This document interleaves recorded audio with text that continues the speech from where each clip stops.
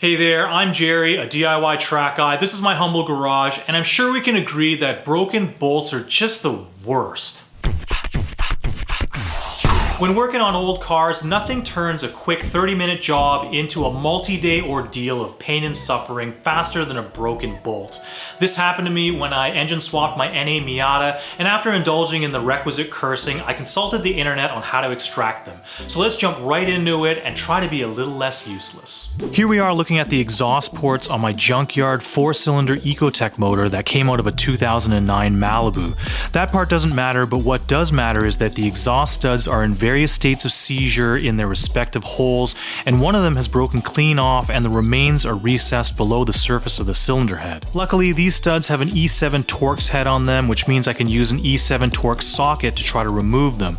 Some of them are just tight and can be loosened by hand, but some of them, like this guy here, are pretty seized, and once I got the loose ones out of the way, I went to work on the stuck ones. The first method I tried was to use heat and penetrating oil. I didn't have a MAP gas or propane torch handy, so this little butane pea shooter was the only option. I did my best to evenly heat up the stud at its base, and after it was as hot as it was going to get, I sprayed it with a bit of PB Blaster. The idea was to expand the stud with heat and hit it with the penetrant to rapidly cool it down and draw the oil into its threads. I let it sit for a minute before trying to loosen it again, and after a bit of trying, this is the point I noticed, okay, that didn't work. The second method I attempted also didn't work, and that was using a pair of vice grips on the exposed portion of the stud and trying to muscle it out that way. I didn't film that because it was immediately apparent that my locking pliers didn't provide enough grip and instantly damaged the threads.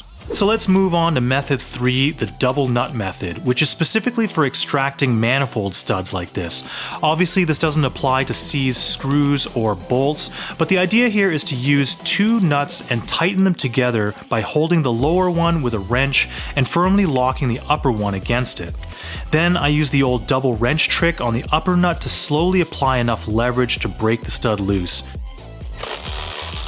And for the one stud that I damaged with the vice grips, I had to chase the threads with the appropriate die before I could spin on the nuts.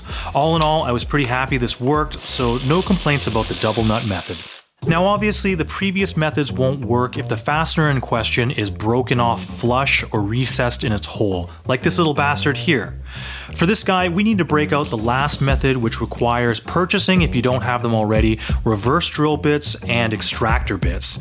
I bought inexpensive ones off Amazon as I don't do this very often, but as with any tool, there's a range of options depending on your needs and budget. So using a center punch, I punched a point in the exact middle of the broken stud face. Thankfully, this was pretty much a flat surface, but if yours is on an angle, this might be much more difficult.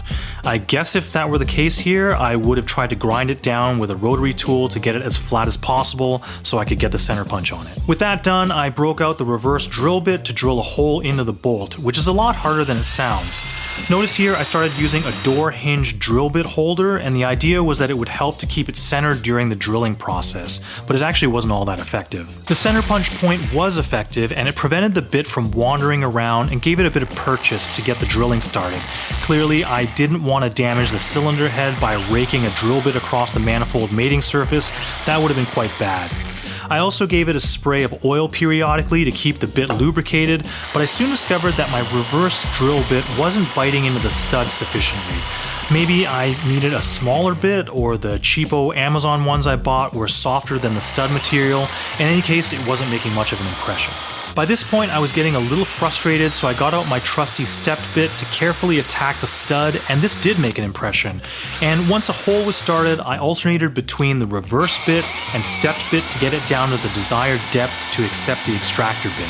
Next, I hammered in said extractor bit, and once I felt it bite into the stud, I used a small adjustable wrench to carefully rotate it lefty-loosey. The extractor spun several times in the hole, and it wasn't clear it was actually working until this point here. Yes. Yes. Yes. Woohoo! And that was the little bugger stuck in there. So if you found any of these simple strategies for extracting seized studs or broken bolts helpful, please like, subscribe, comment, and share the video with your friends. Or if you're feeling super cool, you can treat me to a coffee by clicking on the link in the description. And if you have any other ways on how to extract these things, drop those in the comments. Until next time, you're awesome, I'm useless, thanks for watching.